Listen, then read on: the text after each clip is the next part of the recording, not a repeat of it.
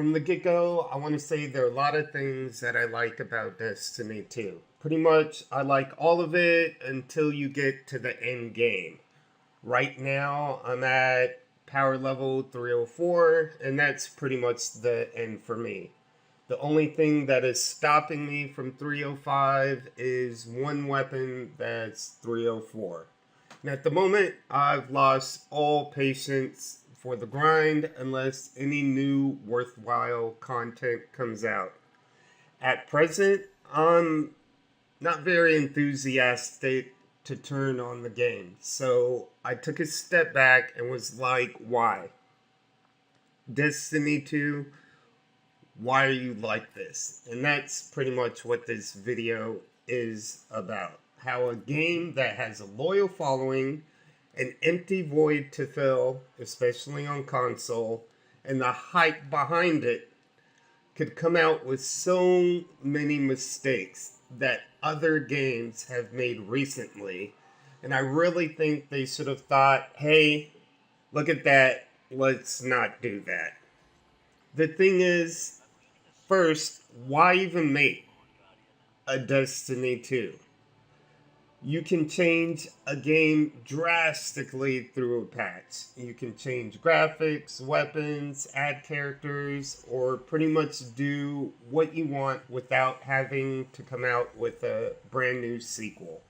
For example, look at World of Warcraft now versus Vanilla WoW.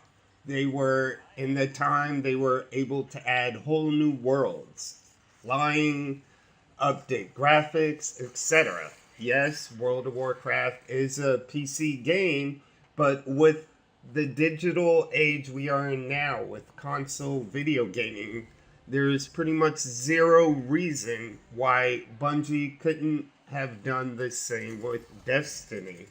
You can still go through the new campaign in separate areas from the old ones, and when you're done with it, not only do you have all the new content, you can travel back to the old, except with the new updated graphics. You could then draw from all of the old strikes and raids and use them for special events or certain items today. A real big bonus of this is players who didn't play some of the content from like the Taken King, and you could go play it now. For some, it would be new content. There's just so much stuff that could have been done by doing it this way. And it would have put off a lot less people. And they still could have charged for like $60 like they did with the new Destiny 2 for all the changes. And I don't think that they put out Destiny 2 like for greed. I just think they pushed it more as let's forget Destiny 1, or went with the thought we could draw in new players easier with a flashy new thing to buy. But what irks me next is how do you come out with an MMO type shooter game nowadays without real in-game content?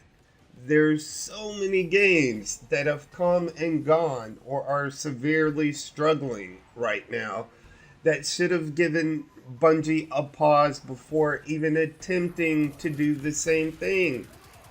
Like Tom Clancy's The Division, or Tom Clancy's Wildlands, or Star Wars The Old Republic. Destiny 2 is supposed to be a persistent online world. And right now, I pretty much pop in on Wednesday, I see what the milestones are, I do them, and I'm done in a day. Maybe that's what it was designed to be, but milestones only take a couple of hours to complete. And then you have to choose to grind or just wait until the next week when it refreshes. In addition to this, raids aren't necessary. I've joined many of different groups to do the first raid until I found out I'm not going to get any amazing gear by doing it. And since I'm already at 304 without doing, unless I really want the color purple and gold as a shader, there's no point or reason for me to do it. So as a result, with nothing to do, I'm starting to get distracted.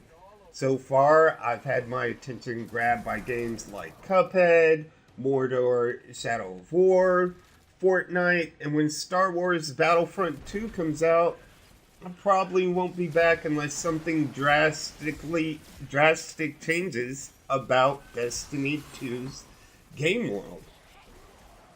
You know, and the last thing that tires me about it is, Bungie's Destiny 2's new "we will" promises. I.e., we will have new systems and rewards to give our most engaged players additional optional pursuits. Or they promise ongoing improvements to exotics, including adjustments to reduce instances of duplication. Or also they said better incentives for completing Crucible matches and penalties for quitting competitive games. And you could read the rest of the laundry list of these promises that was posted by Christopher Barrett on Bungie.net. But these things, especially these three, should have been paramount when putting together Destiny 2. They should have set standards to make sure that both the most engaged and the quote not engaged players will always have something to chase, especially since it's loot oriented. I mean, it should have been a given. And exotics should be exotic. That's the definition of the name. But I'm more anxious than excited when I get an exotic engram because I know that it'll probably be something that I already have. And I know other people are having this same issue because I've seen in the tower someone discover the same exotic right after another. Also, with so many games that have PvP first-person shooter elements that already actively punish or have made a statement about punishing leavers, for Bungie, it should have been a no-brainer to add that to the Crucible already as well.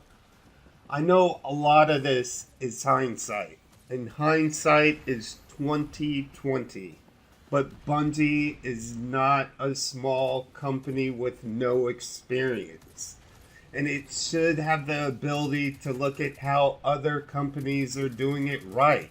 I don't know, for instance, let me pick one out of the sky, like Blizzard. The company who's selling their game on the Blizzard launcher and is also a part of Activision as well. I mean, come on. There is no room for excuses now. And I'm sure you can bet on it, they'll wait until the first DLC coming up in December to really address any of its issues and probably not get many of them done then. Anyways, I like this game. I want it to succeed. And I hope by some miracle they put their head really into the game and take a step back and see what they should be. Well, that's it for me. This has been Vin Siba, and I'm out.